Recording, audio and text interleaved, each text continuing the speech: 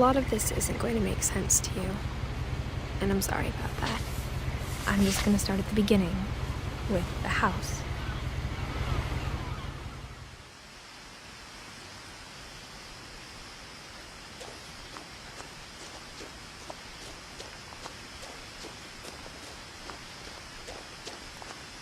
I lived here until I was 11, but I wasn't allowed inside half the rooms.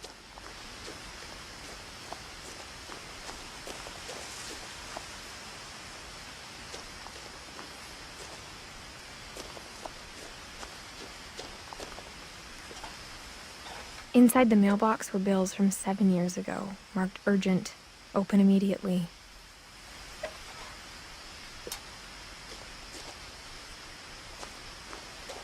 I hadn't been back since my brother Lewis's funeral.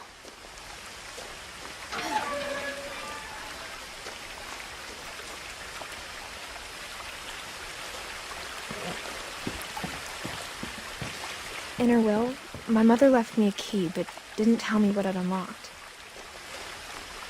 Maybe she thought I'd know, or she thought that the mystery would be enough to bring me back.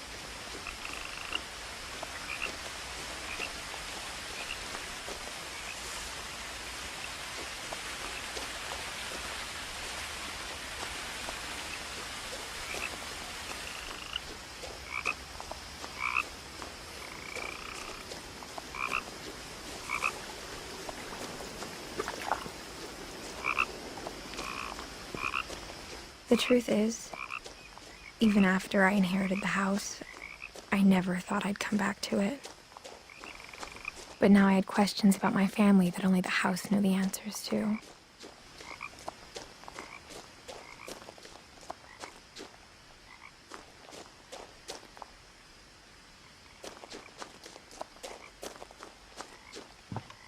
The woods around the house have always been uncomfortably silent, as if they're about to say something but never do.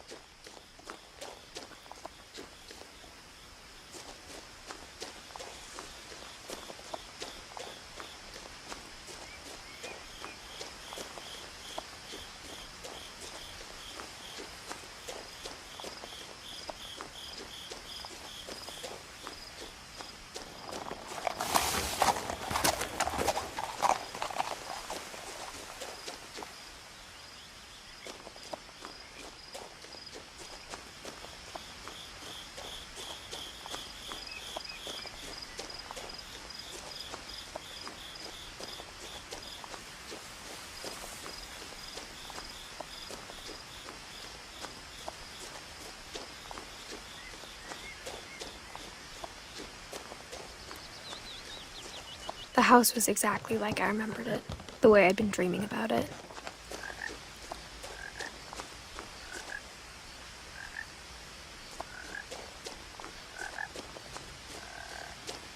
As a child, the house made me uncomfortable in a way I couldn't put into words.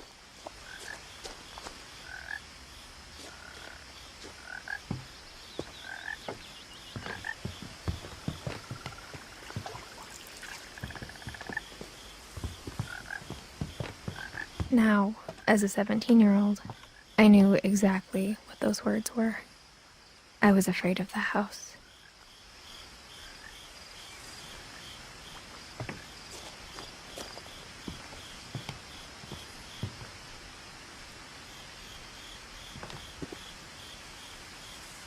I hoped the key might unlock the front door. It didn't.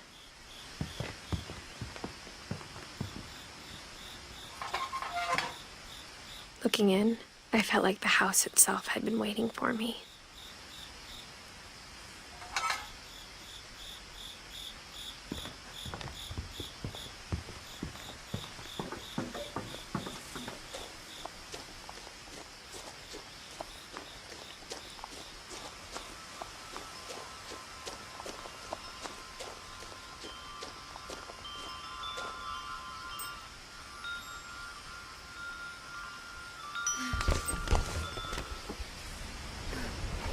Crawling through the doggy door used to be a lot easier when I was 11.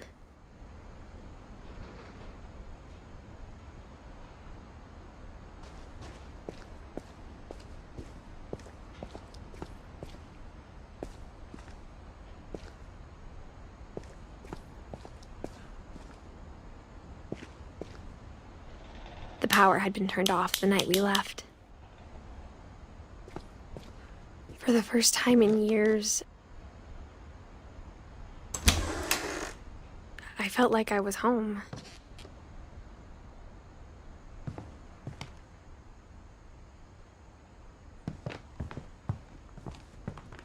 But instead of a family, there were just memories of one. Like how after Louis started working at the cannery, we all got sick of eating salmon. Except our cat, Molly. Or how only one restaurant would deliver to our house, so we had Chinese a lot.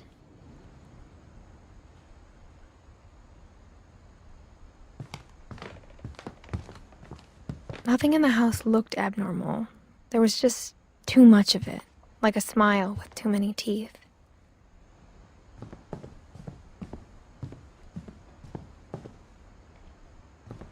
My mom wasn't much of an optimist, but she never stopped believing that my brother Milton was alive.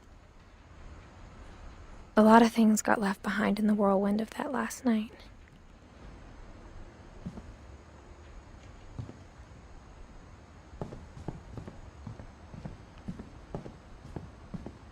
Mom always told me to stay out of the basement, so I wasn't too surprised when the key didn't fit.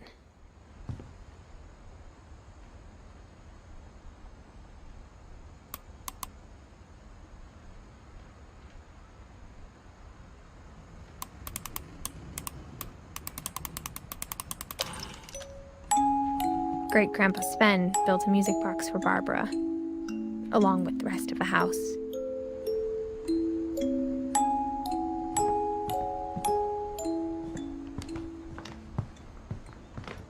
The table was still a wreck from the night we left. It was like a bomb had gone off, killing everyone but sparing the furniture. My mom was the only one of us who could imagine Great-Grandma Edie living in a nursing home.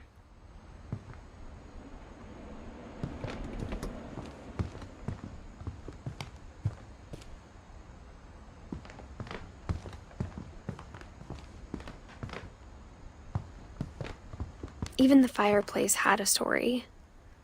Edie told me the bricks came from the original house, after it sank.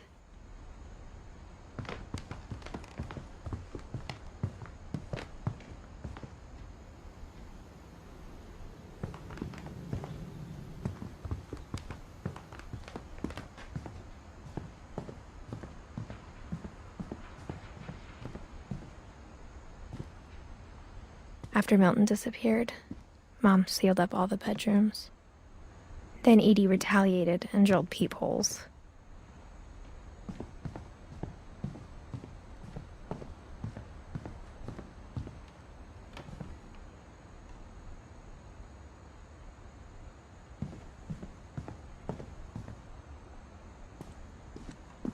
Mom must have locked the third-floor stairs on the night we left. Whenever people ask me about my family, the first thing they always want to know about is Barbara.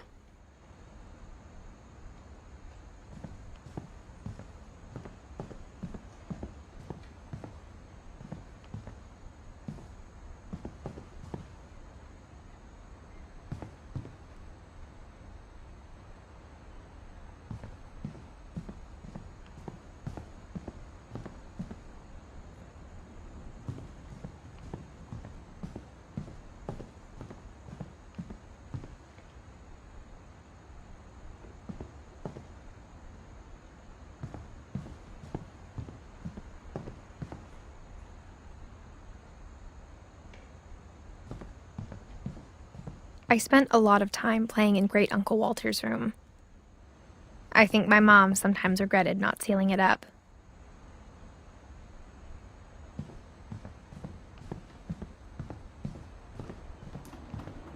Louis told me there were secret passages, but I never believed him.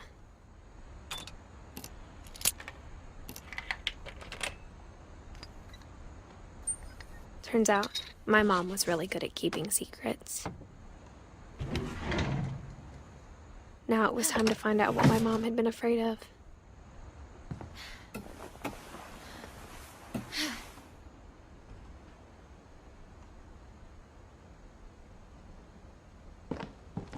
Reading this, maybe it sounds like I had a plan.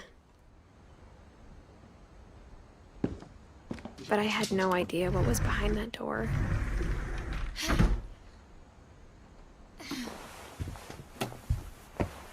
Just like I had no idea where all this was gonna lead.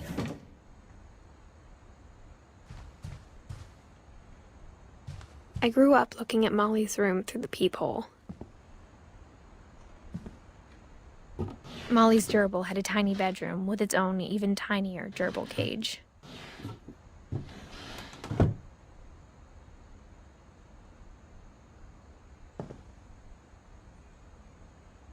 Being inside for the first time, I felt like I'd stepped behind a painting.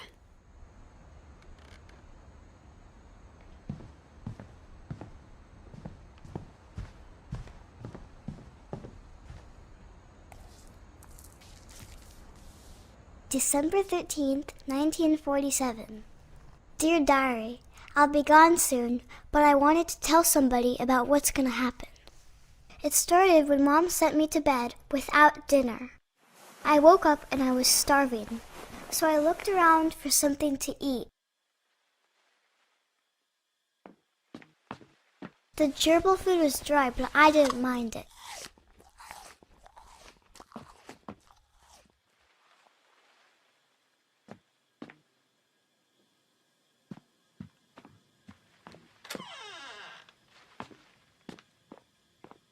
I kept eating and eating.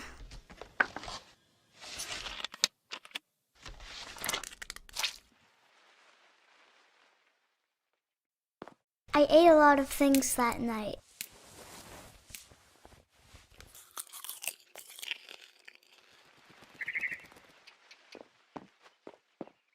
Then I heard chirping outside my window. It was a barn swallow going back to her nest. I reached out for her.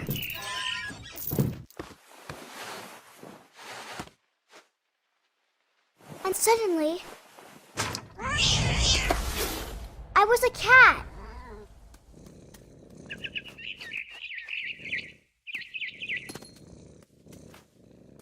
I tried to be quiet, but the bird was really scared.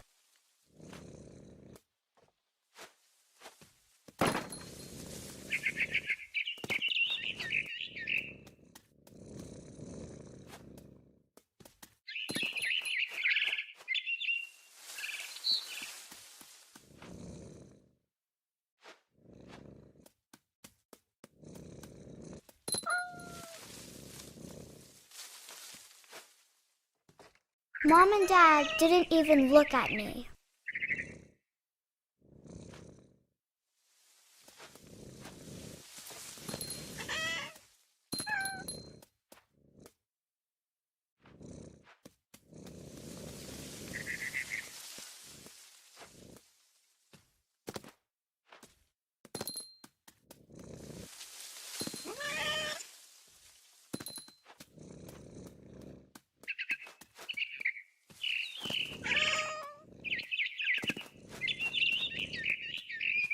I jumped and I almost got her.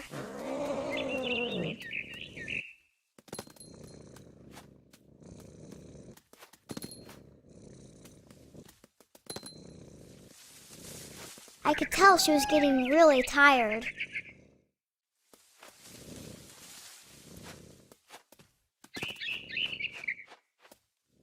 Now I was up in the big tree. I promised Dad I wouldn't climb it anymore. All I cared about was eating that mama bird. I gobbled her up. And suddenly, I was an owl. First, all I heard was the wind. Then I heard little teeth nibbling in the grass.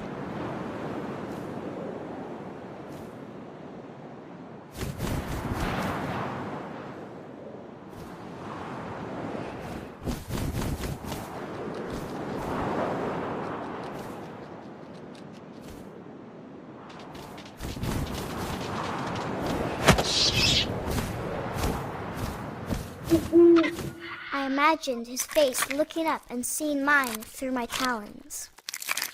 I swallowed him up, and I didn't chew one bit. Then I flew off to find something bigger.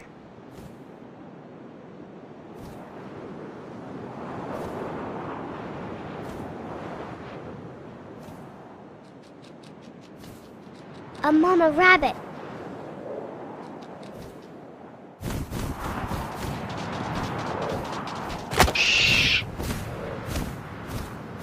She was almost too big to carry. I started choking, but I couldn't stop eating. And suddenly, I was a shark.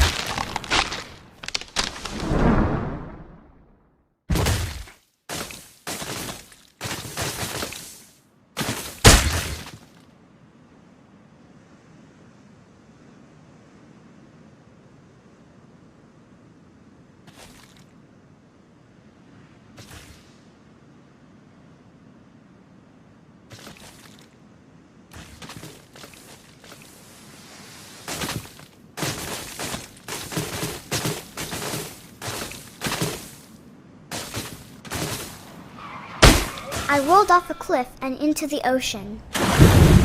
Now, I was hungrier than ever.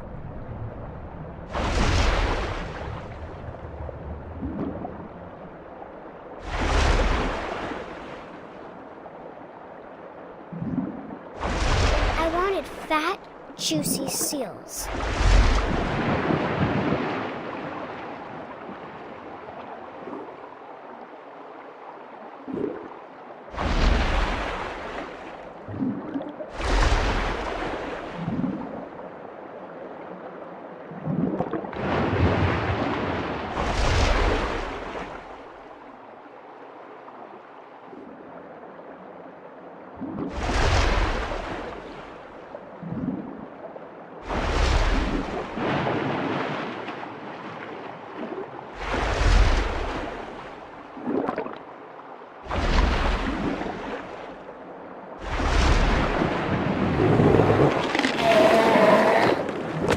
Off her flipper, and it tasted really good.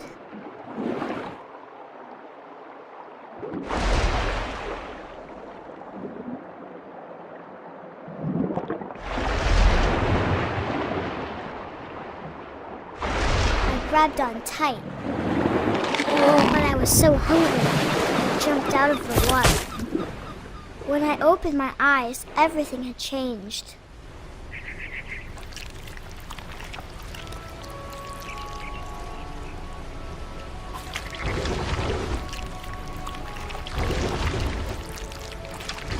Now I was a monster, and I smelled people everywhere.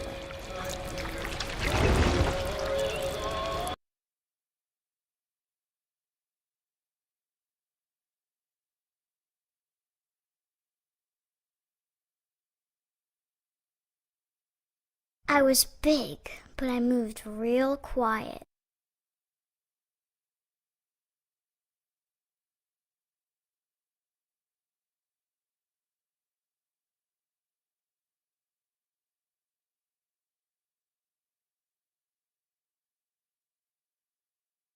I wanted to stop, but also I didn't. Sailor, what shall we do with a drunken sailor? What shall we do with a drunken sailor early in the morning? His belly with a rusty razor, his belly with a rusty razor, his belly with a rusty razor early in the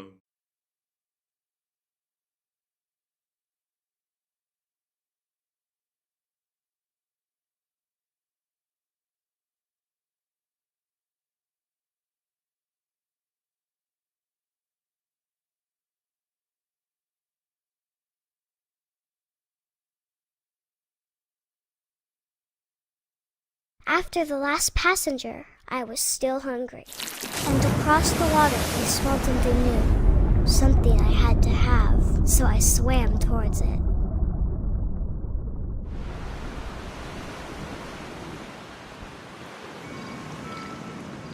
I slithered onto the sand, and the good smell went into an old pipe.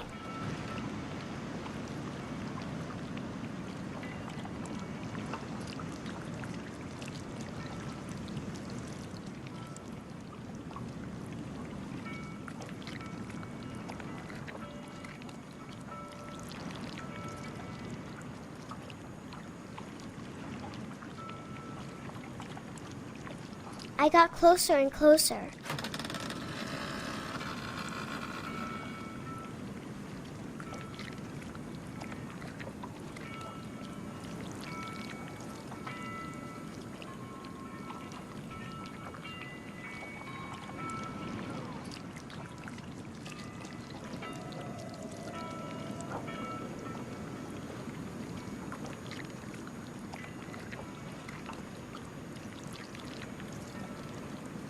All my stomach started growling. And suddenly, I was me again. I held my breath for a long time, but I couldn't hear anything. I think it's waiting for me to fall asleep. But it's not going to wait much longer. It needs to feed, and we both know I will be delicious.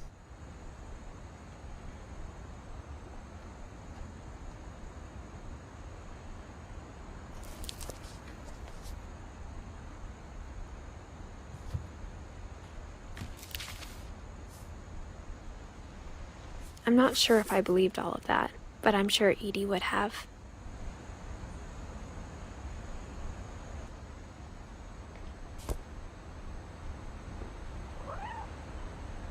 I got the sense Edie had spent a lot of time here, before my mom sealed the doors.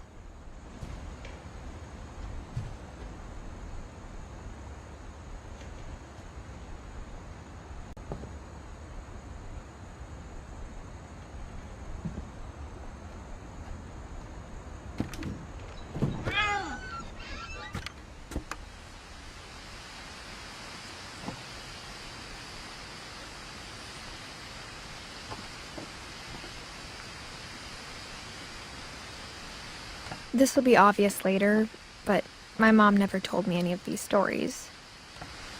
Edie would have, but Mom didn't like bringing up the past. Though, when we adopted a stray kitten, she was the one who named it Molly.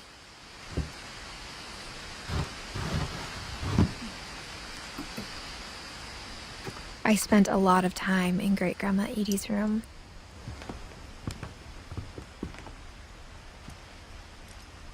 We got along, and it was a good place to hide from my mom.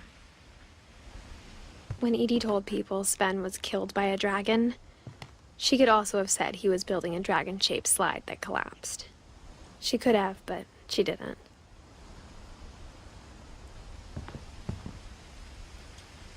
One summer, they evacuated the island, but Edie refused to go. For a few weeks, she was a celebrity. I hadn't thought of myself as Edith Jr. for a long, long time.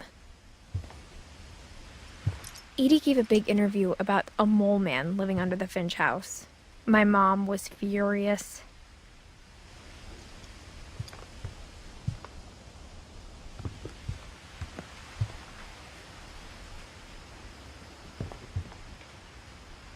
Louis died a week before we left, but Edie had already started to memorialize him.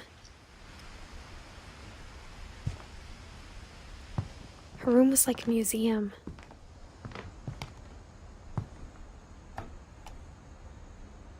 For 500 years, the Finches have been famous throughout Norway for their fortune and misfortune.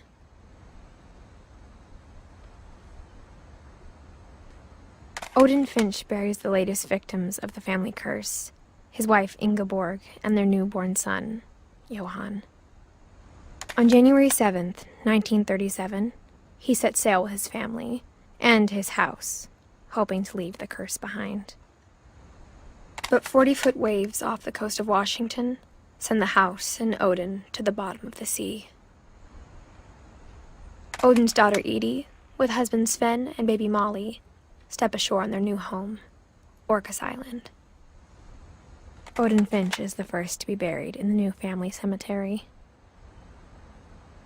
His daughter Edie is already dreaming of a new Finch house.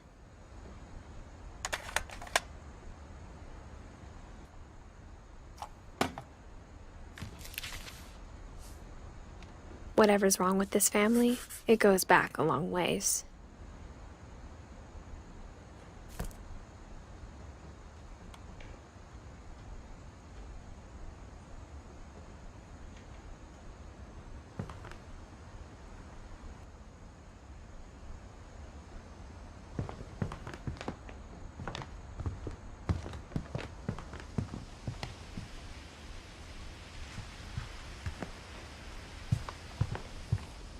Even in her 90s, sometimes Edie seemed a lot younger than my mother.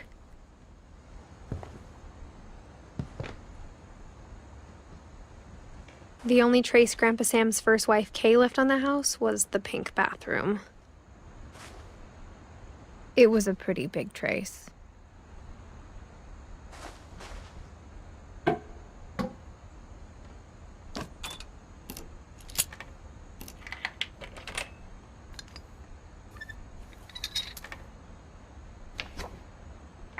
There's a secret in this bathroom.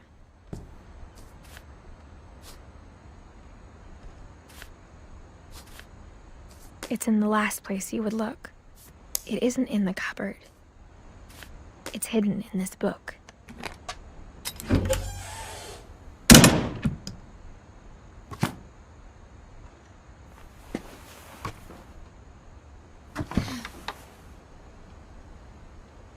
Sven gave Sam an old camera he'd refurbished. He never put it down.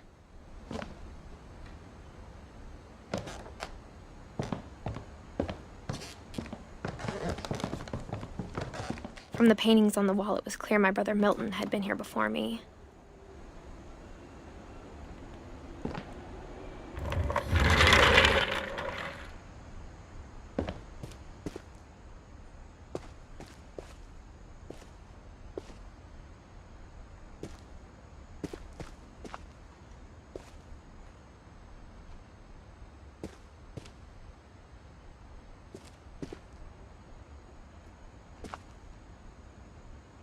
I knew Grandpa Sam had a twin, and that he never talked about him.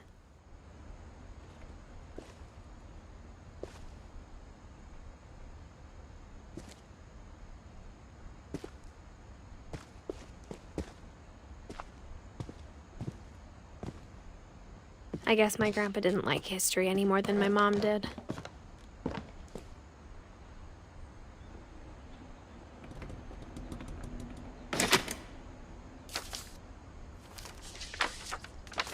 How I Want to Remember My Brother by Sam Finch.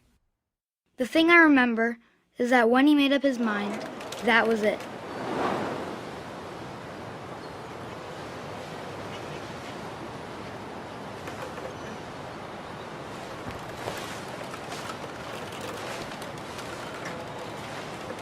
My brother said he'd die before he ate another mushroom, and he did. At Barbara's funeral, we swore we'd never be afraid again, and he wasn't. I think Calvin always wanted to fly.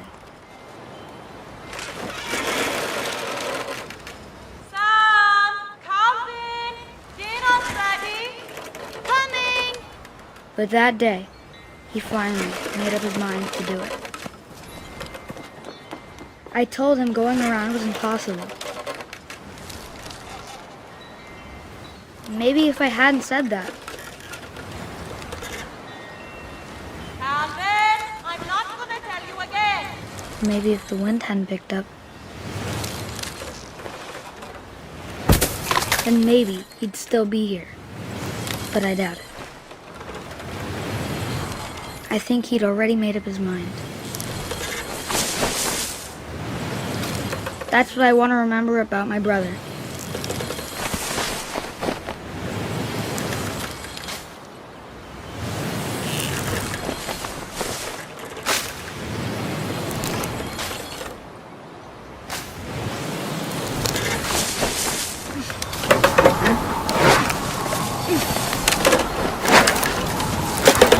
The day he made up his mind to fly. And he did.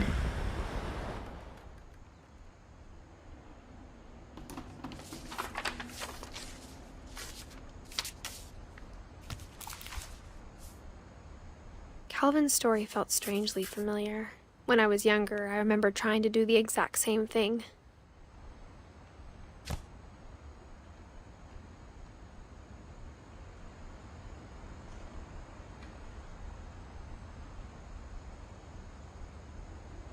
After the funeral, Edie roped off Calvin's half of the room.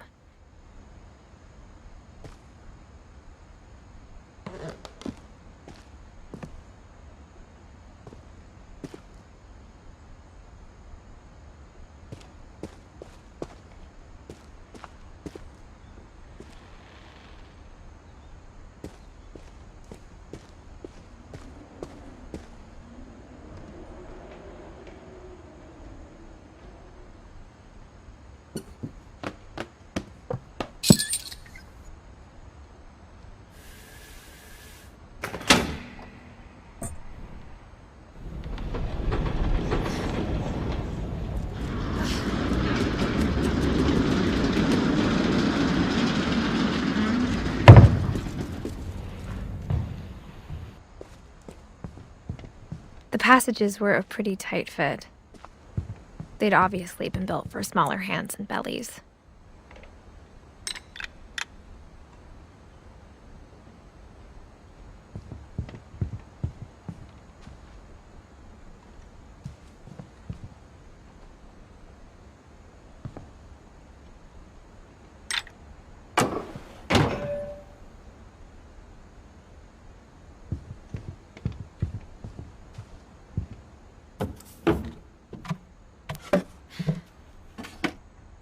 Growing up, I always thought of Barbara as a child star.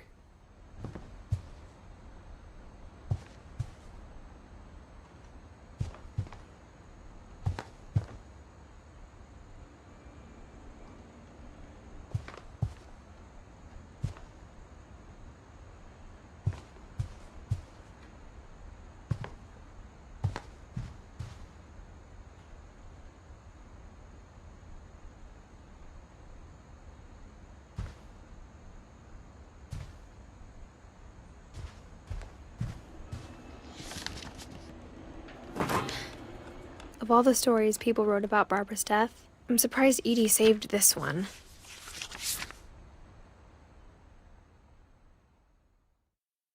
Old Jack here with another ghastly tale inspired by America's most unfortunate family. I'm calling it The Surprise Ending of Barbara Finch. As a child star, Barbara was famous for her scream. Now at 16, she was all washed up. A has-been.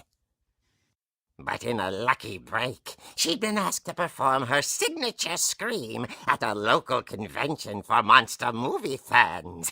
It was just the boost her career needed. Unfortunately, her scream hadn't aged well. Getting better. I think you just need the right motivation. Her biggest fan and current boyfriend, Rick, was about to demonstrate when... Now that was a great scream. It was Barbara's father, Sven. He'd slipped into a table saw and had to be rushed to the emergency room. So Barbara got stuck babysitting her youngest brother, Walter. Her convention comeback was cancelled. Okay, I'm hearing frustration, but I'm not hearing terror. What if I tried... A gang of hoodlums in Halloween masks have been terrorizing Orcas Island tonight. Police are urging residents to... That came from the basement. You're right! Also, I loved your delivery on that. Why is your basement door locked? Because my dad likes making puzzles and secret passages. There's a key hidden in the music box. The secret is to keep winding and winding until finally the key pops out. Thanks, babe. I'll be back in a sec. 20 minutes later, Rick hadn't returned. So Barbara went to look for him, right on cue. She reached for the music box. And as she wound the key, she listened for Rick, but the house was silent.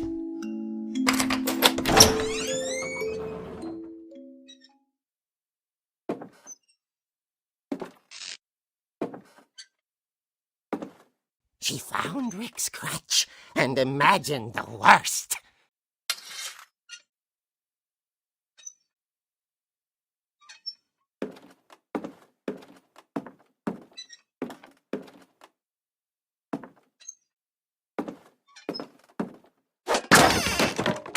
The gang's leader is the infamous Hookman killer, Dr. Carl Hamill, who impaled and then ate his family 10 years ago tonight.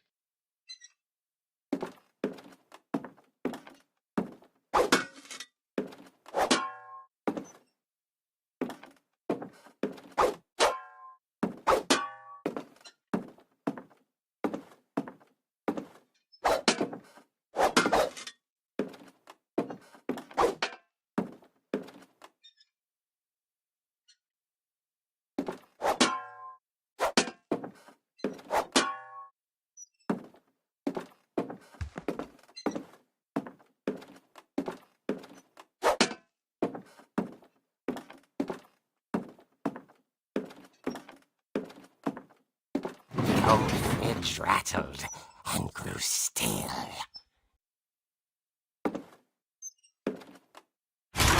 Oh dear!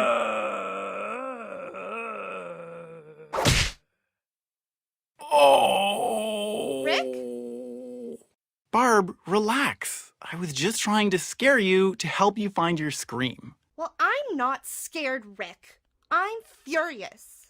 Then act furious. All I'm getting from you now is that you're hurt and confused and She threw him out, but she kept a little something to remember him by. Barb, have you seen my other crutch? And she was still holding it when she fell asleep watching the late picture show. Hours later... Barbara! Walter, what's going on up there? Okay, I'm coming up, but if this is a trick, you're dead, Walter.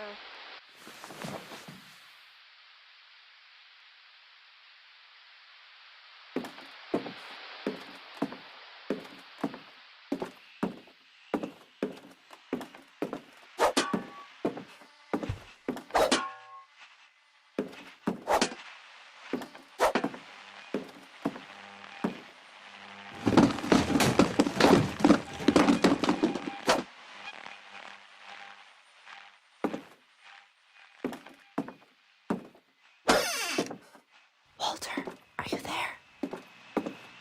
Walter had vanished, but his bedside radio was still on. Orcas Island police describe the man as 6 feet tall, with a steel hook for a hand. Residents are urged to lock all doors and windows and notify the police of any suspicious activity. Barbara turned, saw the hook man, and was speechless. He was quite smashing.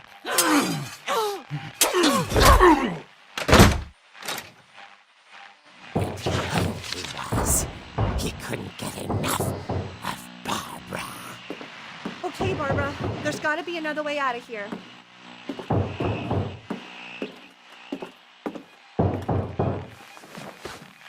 That night, she played her part beautifully.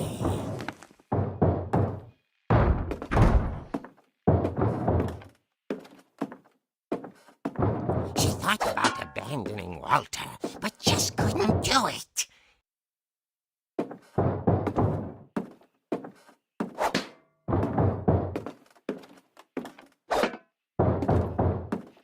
Molly's door hadn't been opened in years. The hinges groaned.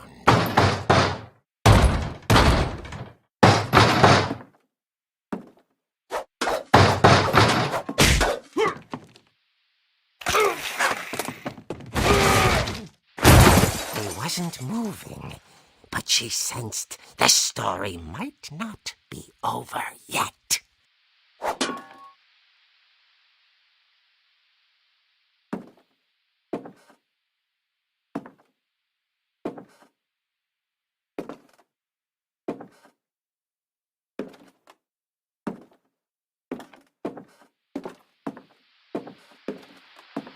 The hookman had vanished. She listened for his breathing, but all she heard was...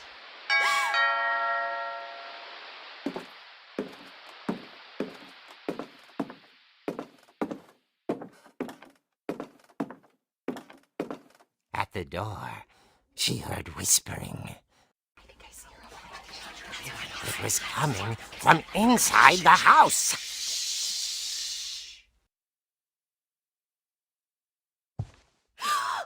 Oh dear. The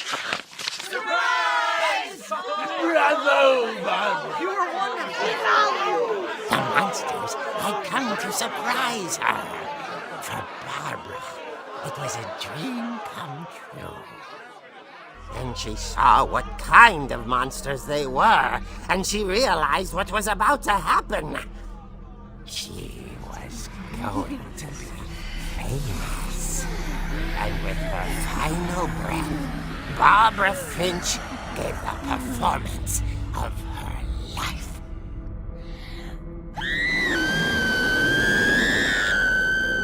I wasn't there myself, but I hear Barbara was magnificent. Poor girl. She had a taste for stardom. But unfortunately, so did her fans. Of course, the police blamed it all on poor Rick, who disappeared the same night. And little Walter, hiding under his bed the whole time. He took it all pretty hard, but that's another story. As for Barbara, tucked inside the music box was all they ever found of her. Her ear. Now that's what I call a real eerie tale.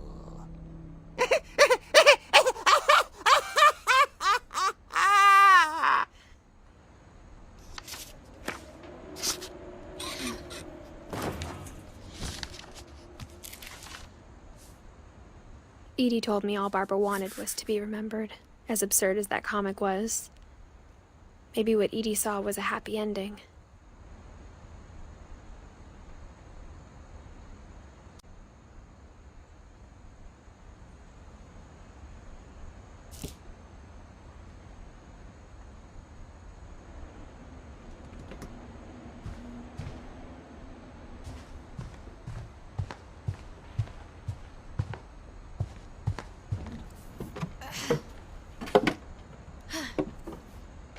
I guess now I know why Mom didn't like me playing with the music box.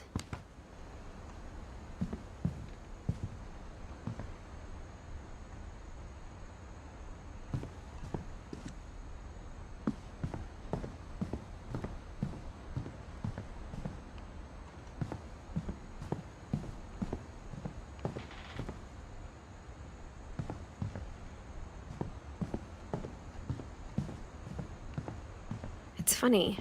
All those times I played with the music box and never found the basement key.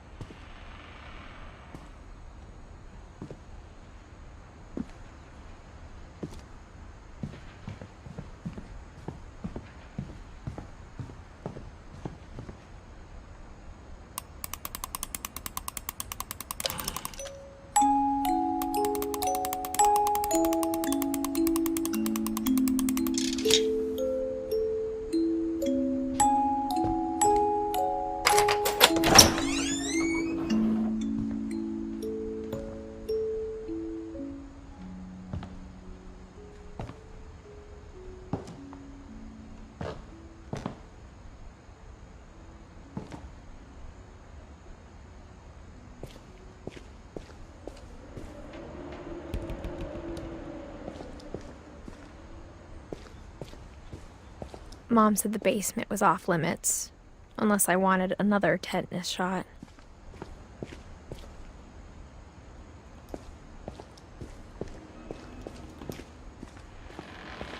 I saw Edie sneak down to the basement once, carrying packages. I thought maybe she was hiding presents. It turned out she was hiding a lot more than that.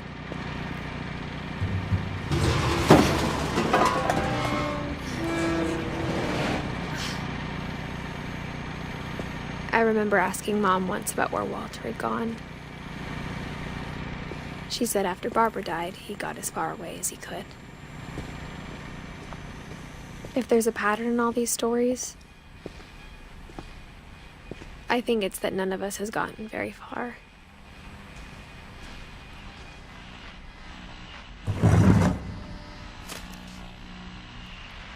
Goodbye, everyone.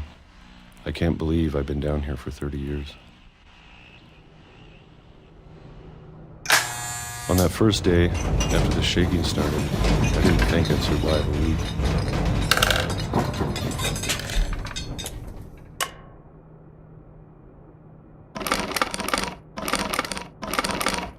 But after a few days, I settled into a routine.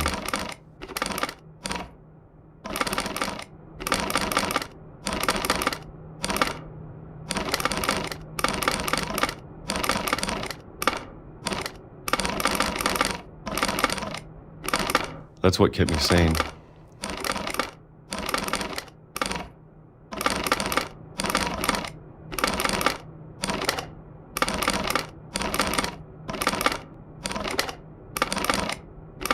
Having a schedule, living for today.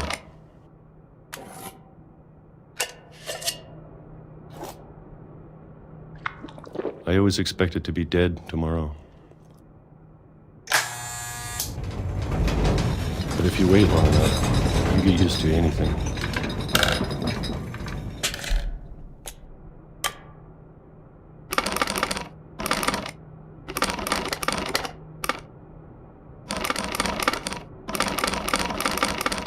Even a monster on the other side of the door starts to feel normal.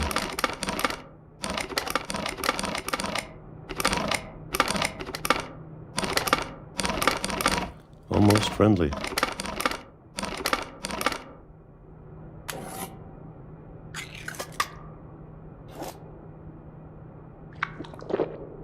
And then one day, everything just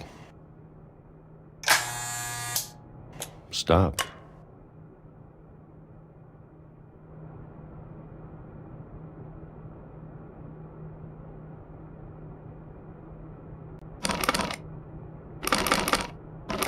Whatever that thing was, it was gone. Maybe it got tired of waiting. Or maybe I just got tired of being afraid.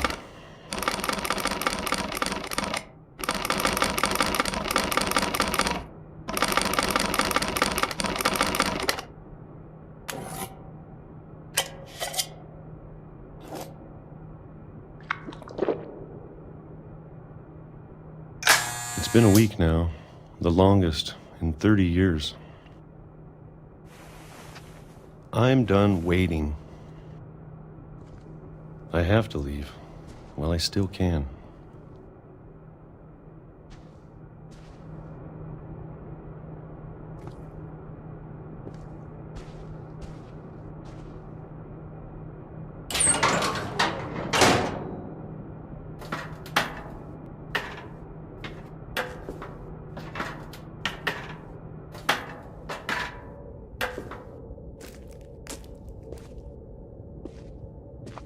I know it's out there, somewhere.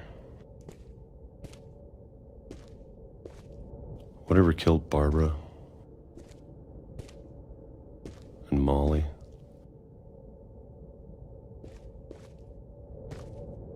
and Calvin. Maybe this is all a mistake. But I need to stop living the same day, even if it kills me.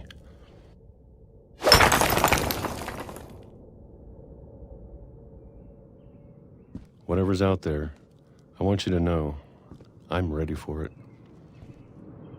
I'm going to appreciate all of it, especially the food. I don't mind if I only have a year left, or a month, or a single week. I'd be happy with one new day. I can already imagine the sun on my face.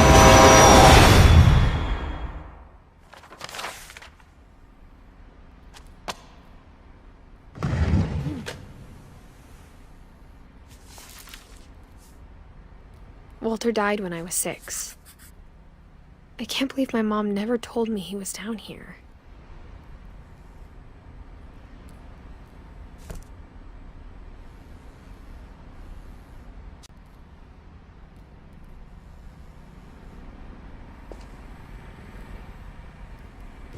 I'm sure my mom was trying to protect me.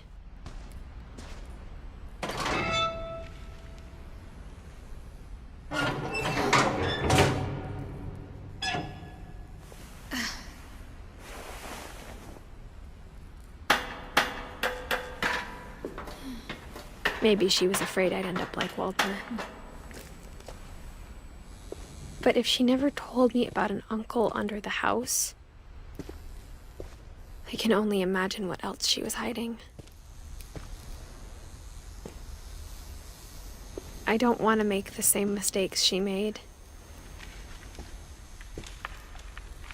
Trying to bury something that's still alive. Now that there's only one of us left, or maybe 2, I thought it was time I heard the stories for myself and found out what happened to everyone else. But now I'm worried the stories themselves might be the problem. Maybe we believed so much in a family curse, we made it real.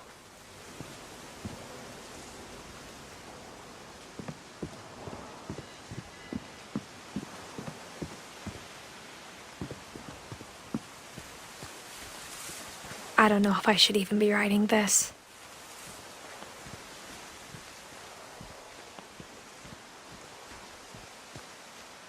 Maybe it'd be better if all this just died with me.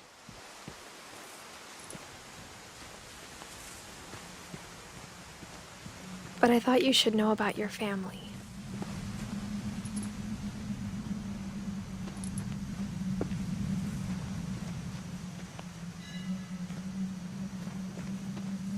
And the history you're a part of.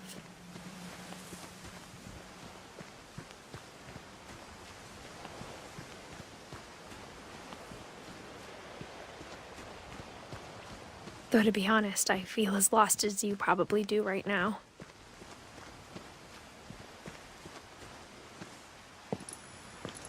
I think the people in these stories believed them, for what that's worth.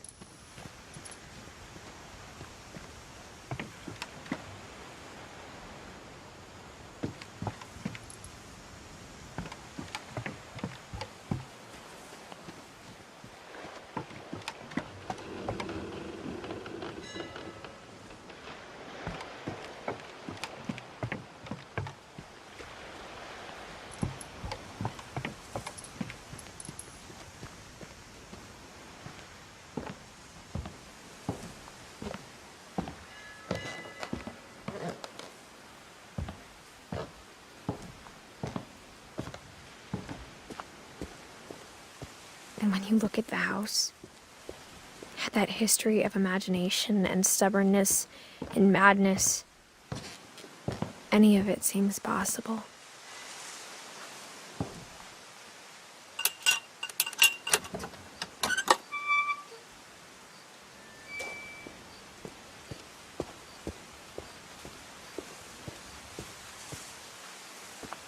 I think we've been surrounded by death for so long, we've just gotten used to it.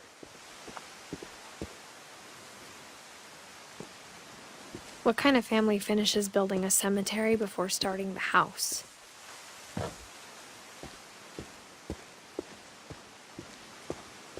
It It's embarrassing for me to admit this, but the pet cemetery made me more uncomfortable than the human one. 3 of the gerbils were mine, and 2 had been my fault.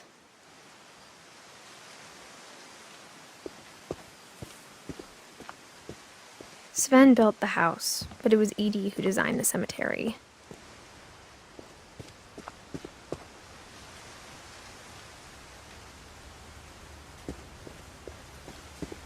I'm sure Odin's monument had been Edie's idea.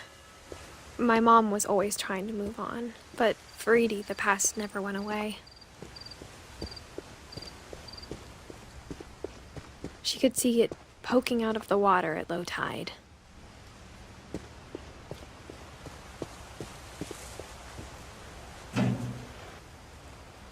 Edie said she dreamed about the old house every night.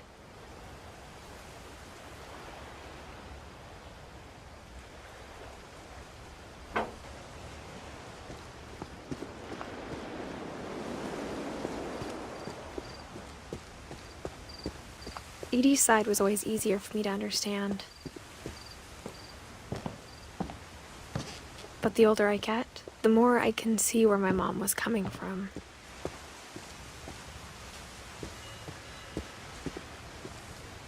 She lost 2 of her brothers, just like I did. I get why she tried so hard to protect us.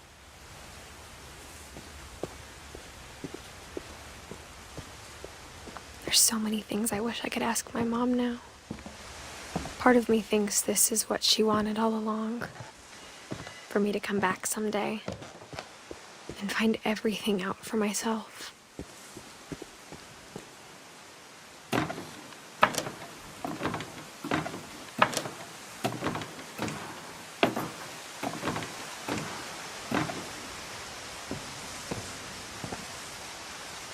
But looking back on it now,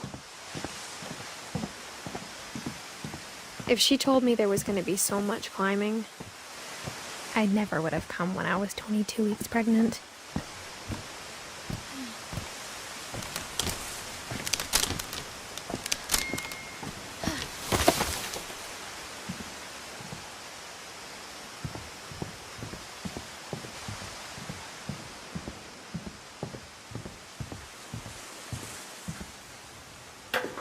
I never met Grandpa Sam, but I think he and my mom had a lot in common.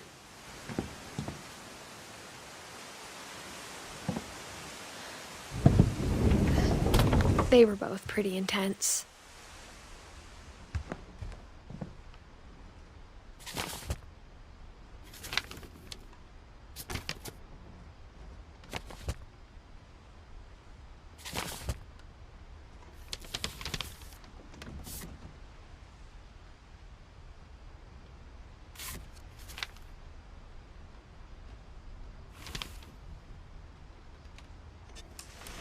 Dawn, I promise, you'll never forget this weekend.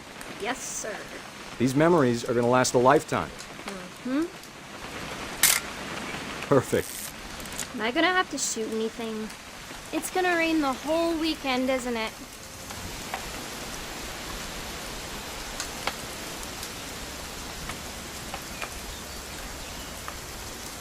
I will never forget this weekend, Dad. That's the spirit. Okay, got it. I'm gonna take some pictures, okay? Just be careful. That camera's older than you are.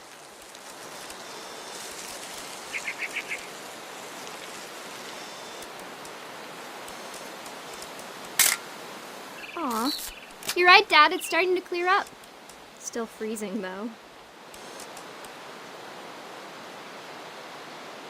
Definitely should not have drunk all that coffee. Hey! That's a keeper. Hold still while I take a picture of you. I'm just saying, I'm not always gonna be here, Dawn. You'll need to remember this stuff, if you want to survive. I'll be fine, Dad. You know who else thought he was gonna be fine? Some guy who died. Dawn, I'm being serious. I know, Dad. You're always serious. Doesn't being out here make you want to chill out? Well, to tell you the truth, I haven't been out here in 20 years.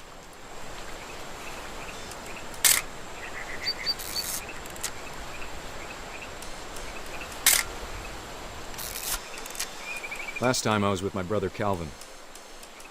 Man, that was a great trip. Dad! Good eyes, Dawn.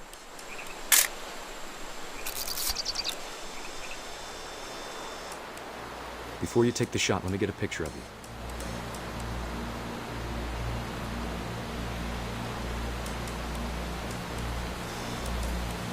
Dad, I...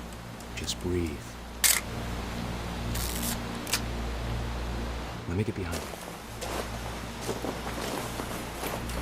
Do I have to do this? Dawn, you don't have to do anything. But if you want to survive... Great shot, Dawn!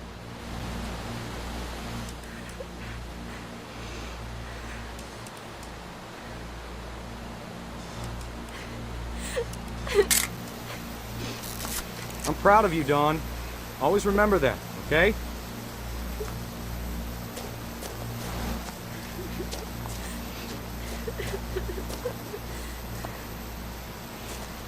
Sorry, Dawn. Just gotta reset the timer.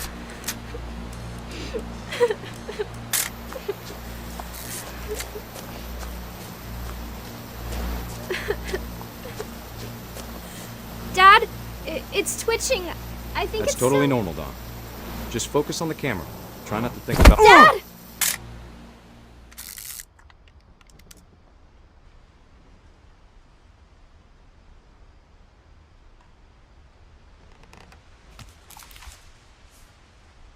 Of all these stories, that's the one I wish most that my mom had told me.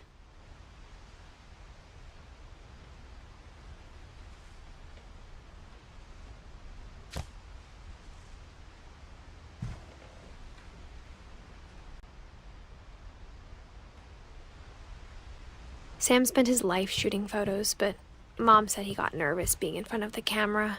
I guess we're all afraid of something.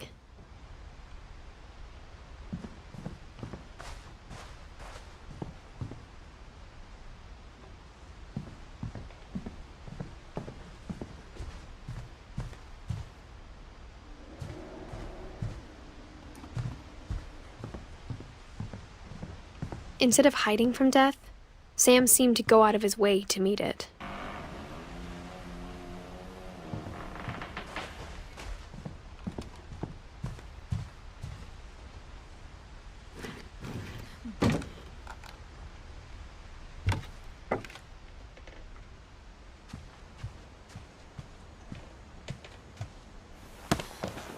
After Sam died, my mom and Edie got really close.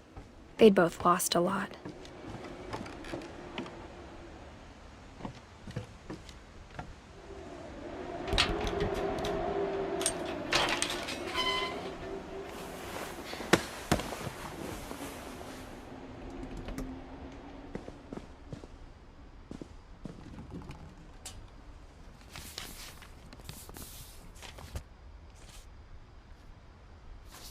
Dear Kay, do you remember the way Gregory used to laugh when he thought he was alone?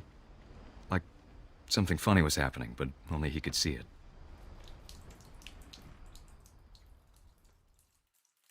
I think he saw things the rest of us don't.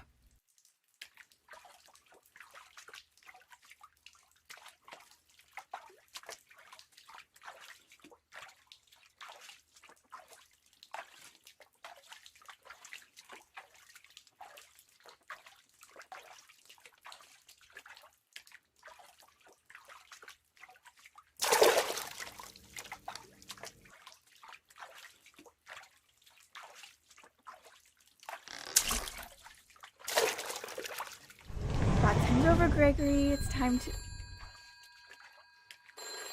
Hold on, sweetie. Hello? Sam, I told you I don't want to talk right now. I wonder what he saw.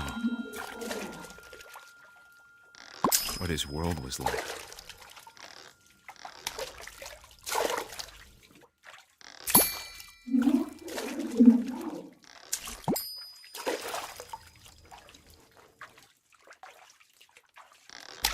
He reminded me so much of Calvin.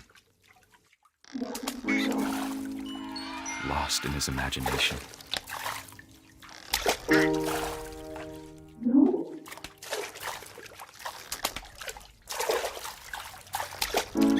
was he saw.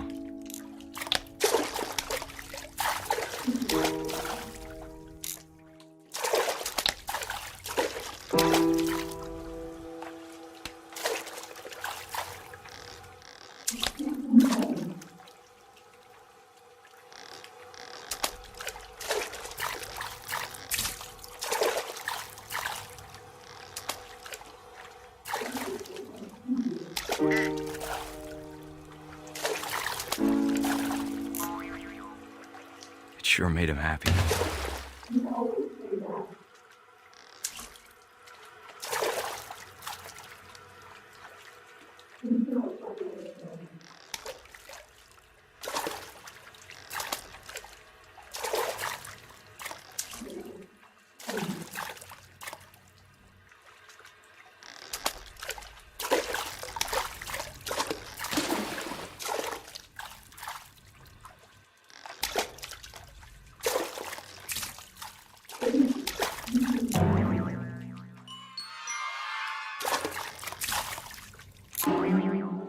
I know how silly it sounds.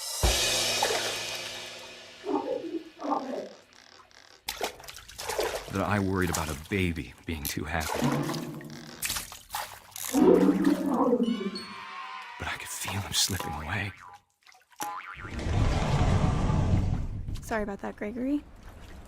I know you did everything you could. Maybe if I hadn't called that night. Damn it. Hold on, I don't want to hear this. I wish he could have told us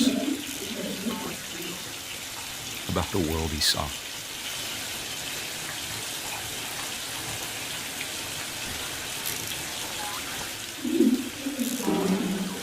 Hey, there's so much I don't understand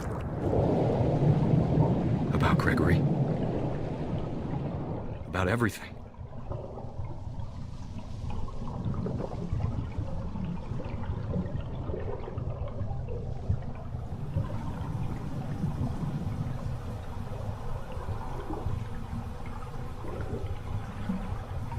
But I know what happened wasn't your fault.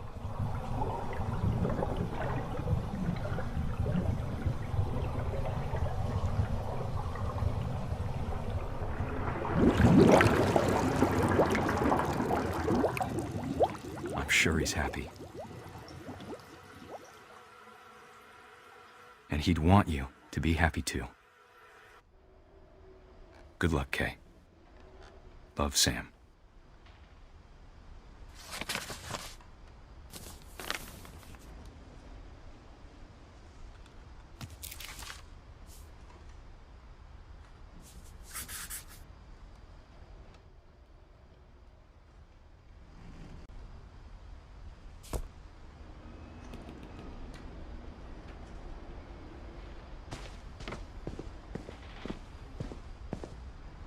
I can't imagine my mom ever writing poetry, and yet...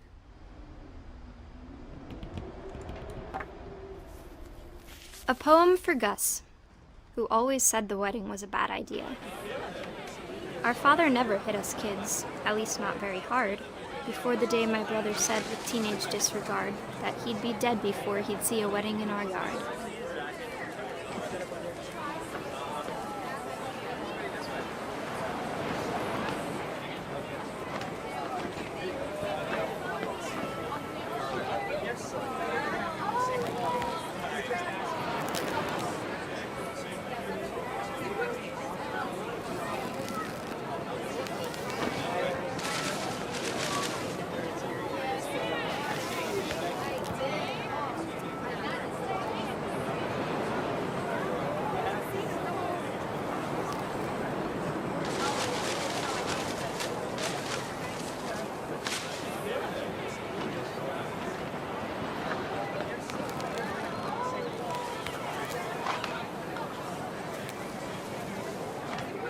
My father made him come, of course, but Gus stood far apart, just flew his kite and bottled up the storm inside his heart.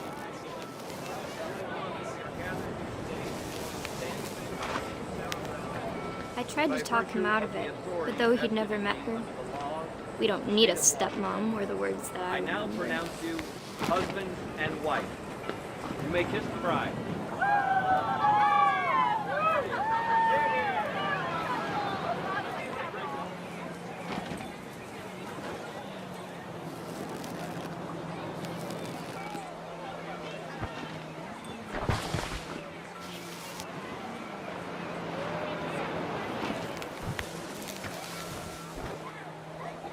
When the time for photos came, Dad ordered him to come here. But Gus declined, and as a sign held up his middle finger.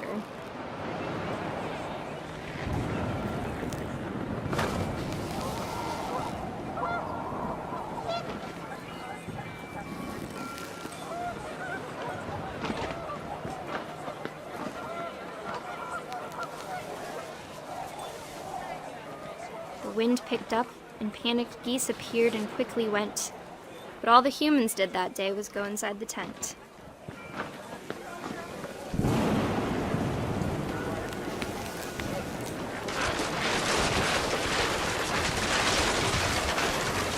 The rain came down in buckets then, but no one seemed afraid that nature might destroy the tent our dad had crudely made.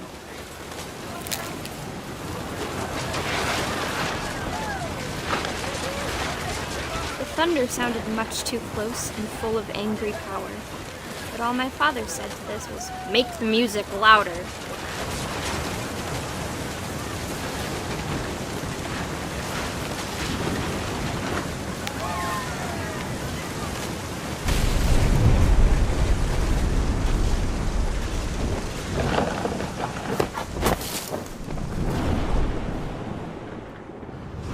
I wish that I could truly say I thought about you on that day. Out there on the beach alone, just you, the wind, the sea, and foam. But I didn't, until we found you.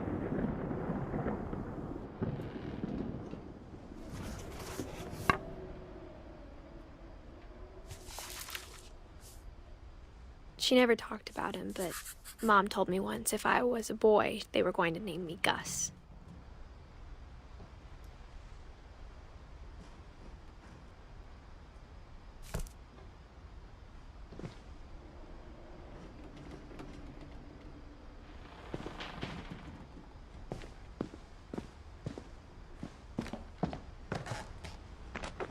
My mom moved up to the loft after her brothers died. At the time, it was as far away as she could get.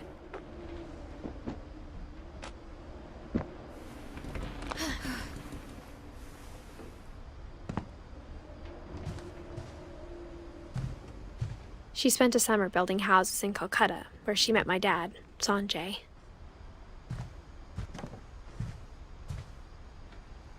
Religion was another thing my mom never talked about, but I think it helped her a lot after her dad died.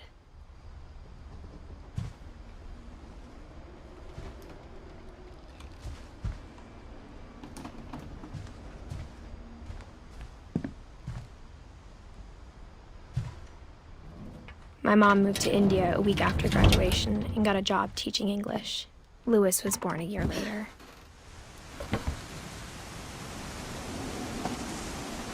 When my dad died, I don't think Mom knew where else to go. I'm sure Edie was happy to have her back.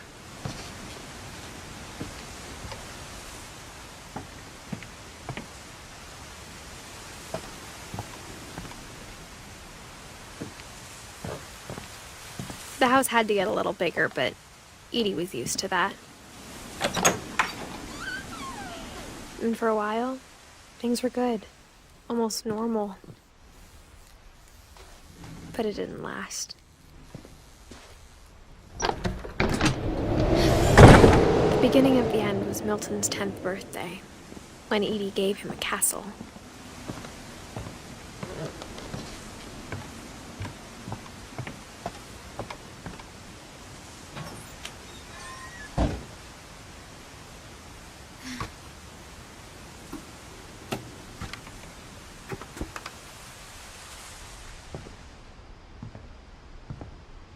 I think Edie was happy to finally have another painter in the family.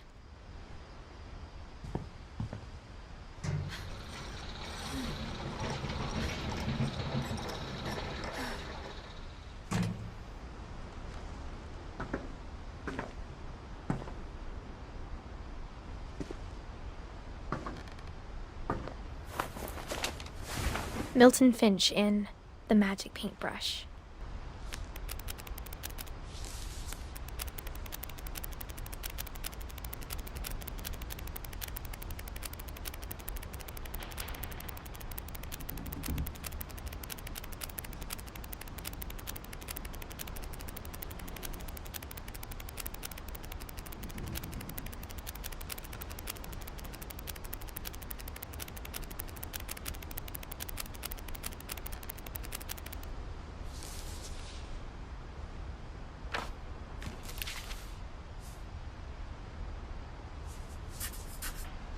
I was 4 when Milton disappeared.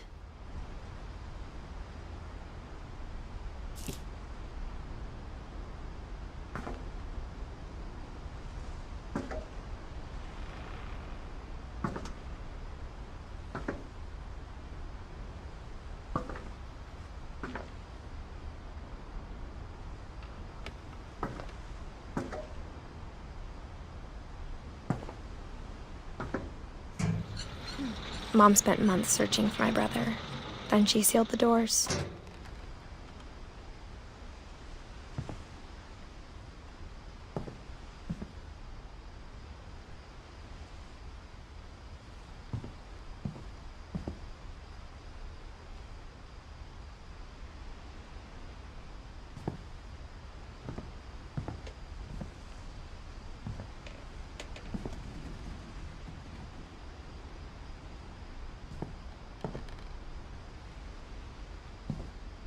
Whatever Milton had found in the house, Mom didn't want it getting out.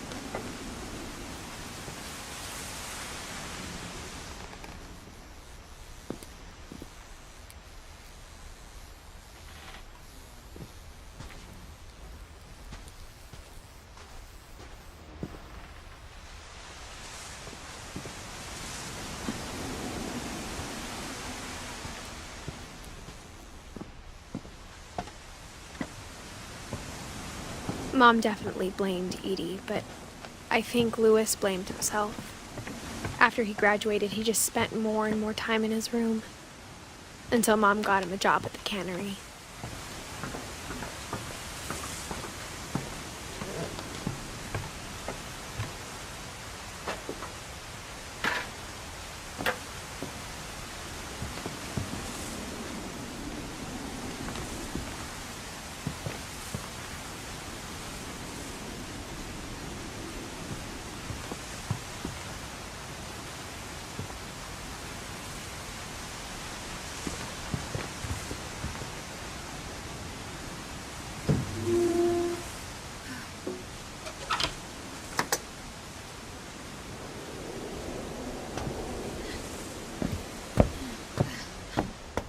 Louis's room smelled very, very familiar.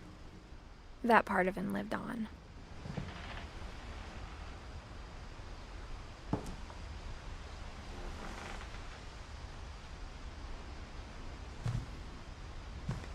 Louis and I spent a lot of time playing games together, but he was surprisingly bad at them. He died a lot.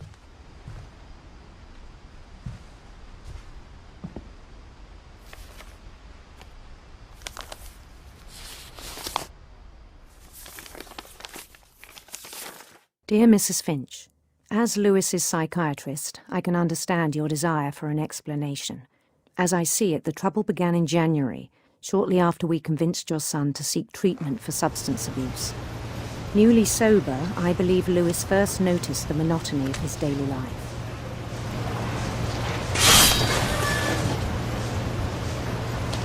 He kept working at the cannery, but he withdrew part of himself.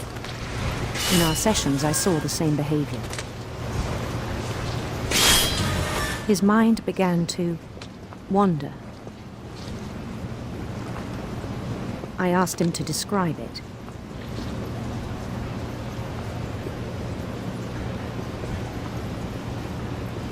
He said he started small,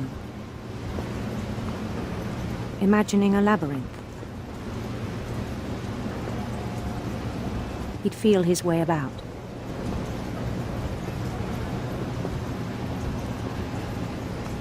Then something moved.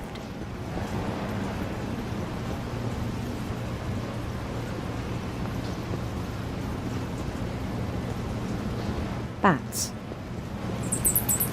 and toads.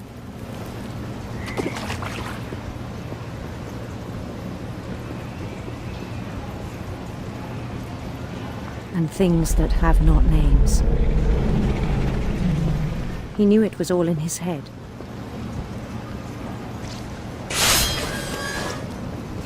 But he took it very seriously. I had hoped he'd find himself.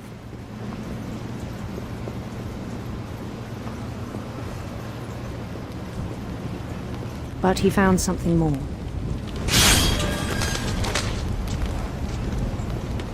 I worried about him then, daydreaming at the cannery. I spoke with his boss,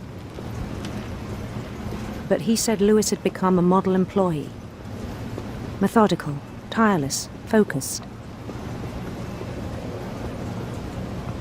Like a whole new Lewis. So I let him go on.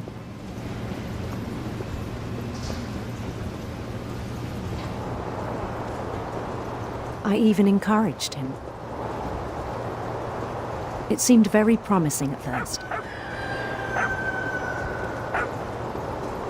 He told me he'd made a new friend.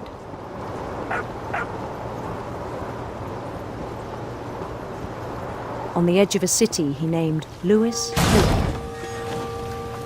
He built the city up slowly, brick by brick. Then he made musicians.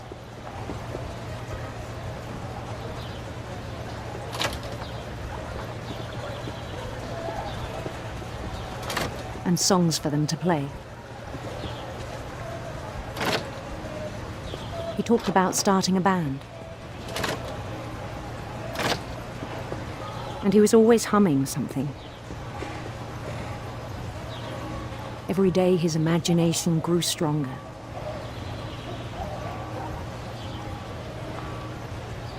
He no longer spoke at the cannery. But his chopping was as reliable as ever. Then one day it struck him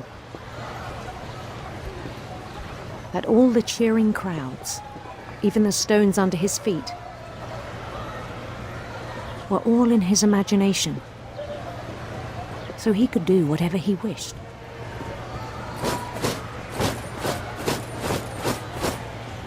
He held an election for mayor.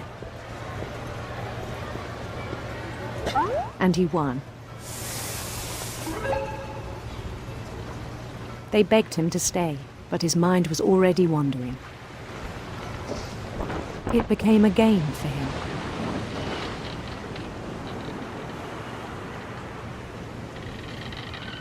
He'd conquer a city, then immediately push on. New Louisville. St. Louis. He started drifting away from our reality.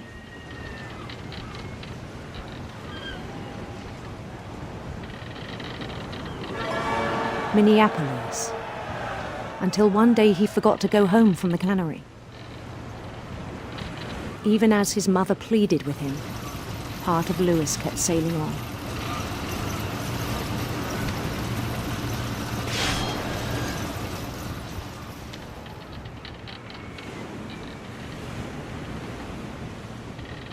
In Lewisburg, he heard rumors of a handsome queen.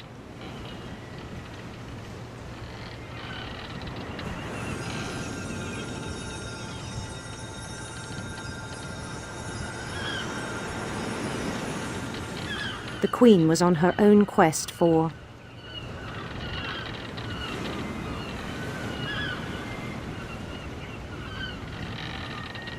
sinister serpents.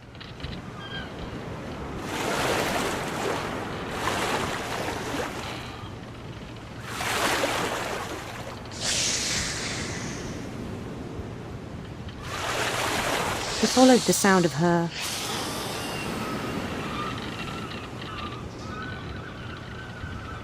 silver harp.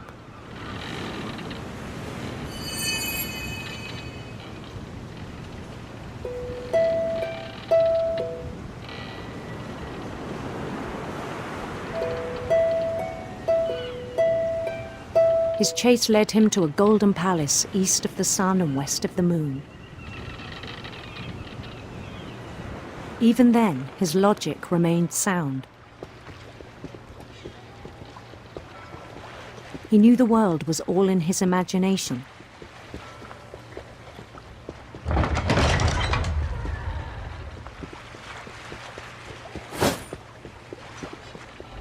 But he was so proud of having created it.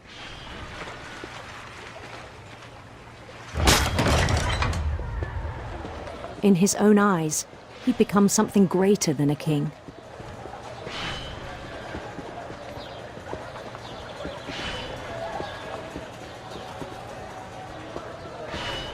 For someone who'd never known success in the real world, I think it was overwhelming.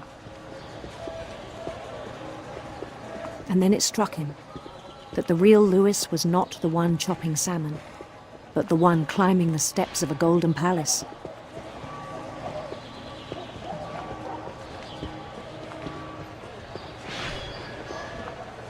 My imagination is as real as my body, he told me.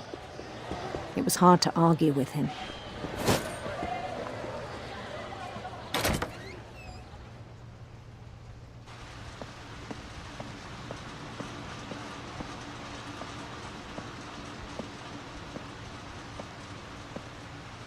He began to forget the world we know.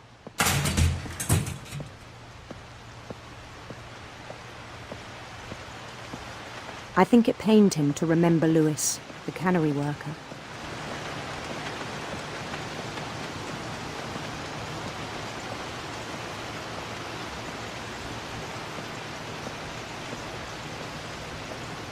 He began to despise the man with a royal contempt.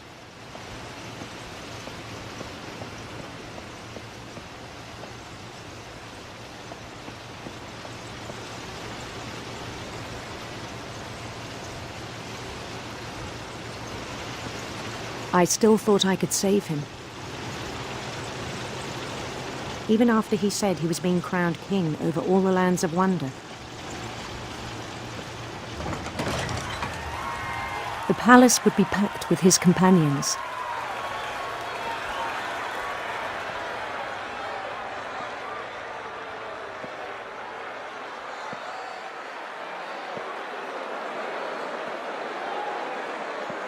Including the wise Calico who'd insisted on advising him.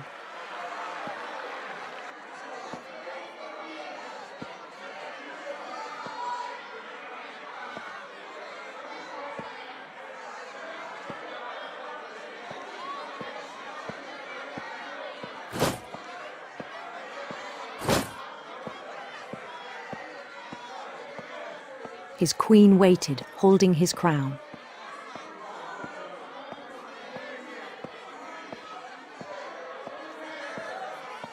There was only one thing left to do.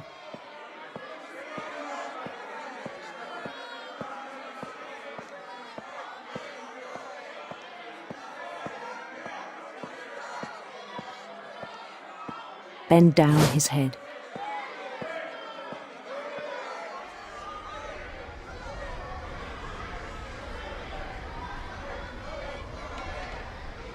And the rest I think you know.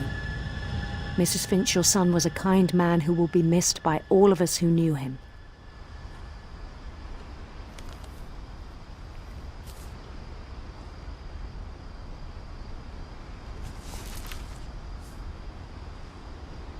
My brother was really cool. I wish you could have met him.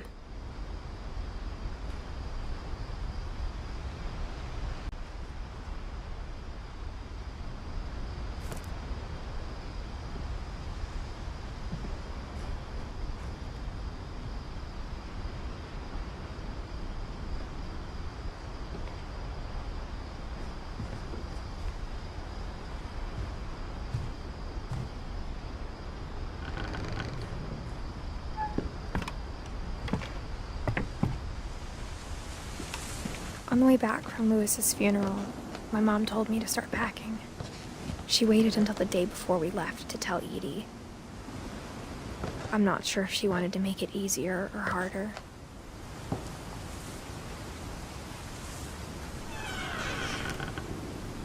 I wish we'd stayed.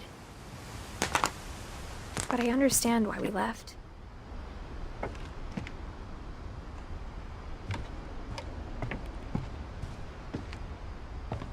My mom ended up leaving everything behind. What happened that night had been coming for a long time. Maybe it should have come sooner.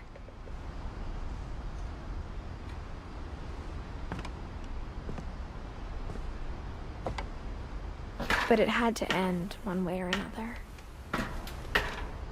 All that's left now is to tell you about that last night.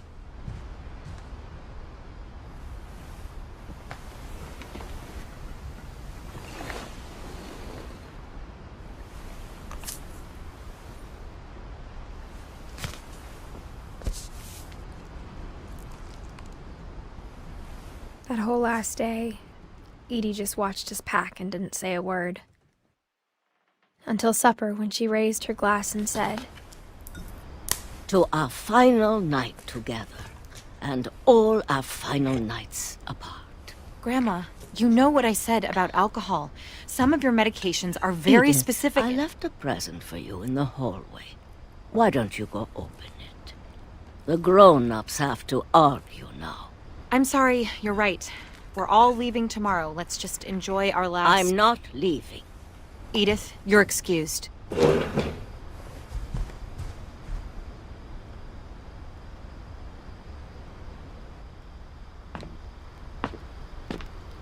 The power had been shut off that morning, but Edie always had plenty of candles. When my mom sealed the library, I don't think she knew about the other entrance. Or that Edie had a key to it.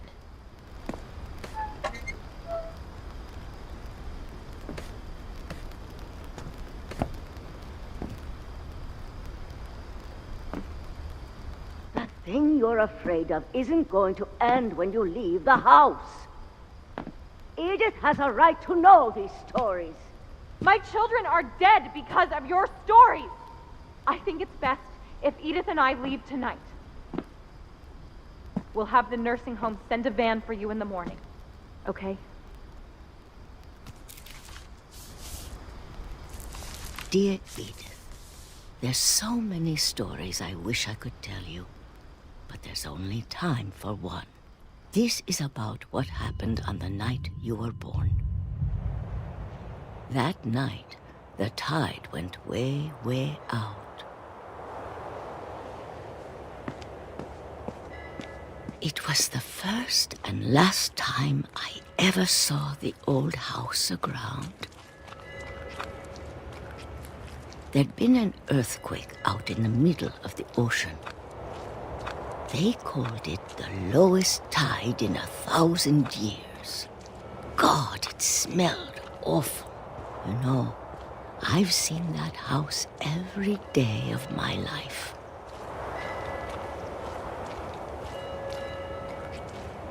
But I never thought I'd go back to it.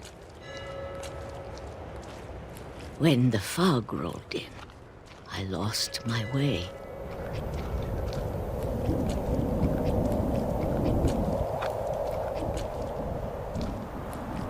I got turned around.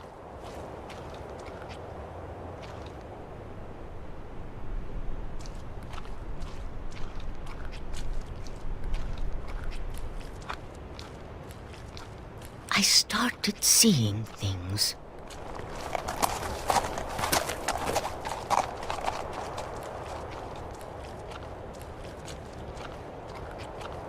Things I'd forgotten had ever existed.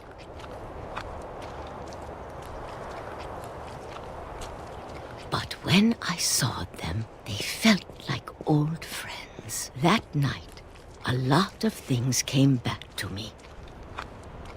Or maybe I came back to them.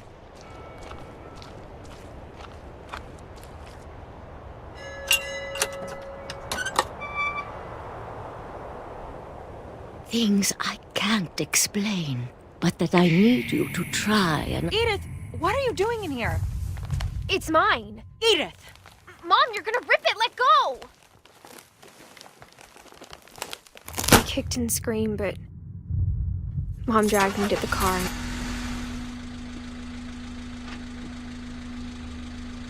I never saw Great-Grandma Edie again. The next morning, the van came to pick her up, but she was already gone. After that, we moved around a lot.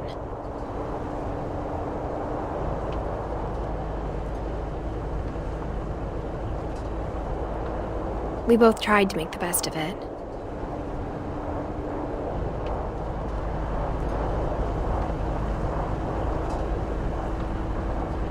A few years went by.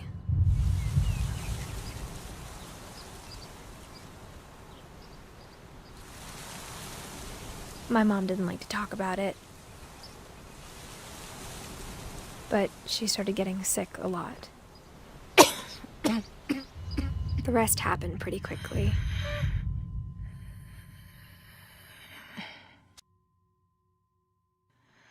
She got better for a while,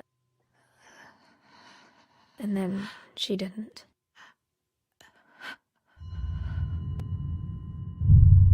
And then I was alone.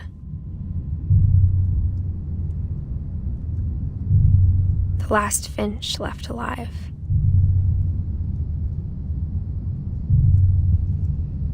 Until I found out about you. I'm still not sure what to tell you about all this. If we lived forever, maybe we'd have time to understand things. But as it is, I think the best we can do is try to open our eyes. And appreciate how strange and brief all of this is. This journal was supposed to be for you. But now I hope you'll never see it. I just want to meet you and tell you all these stories myself. But I guess if you're reading this now, things didn't work out that way.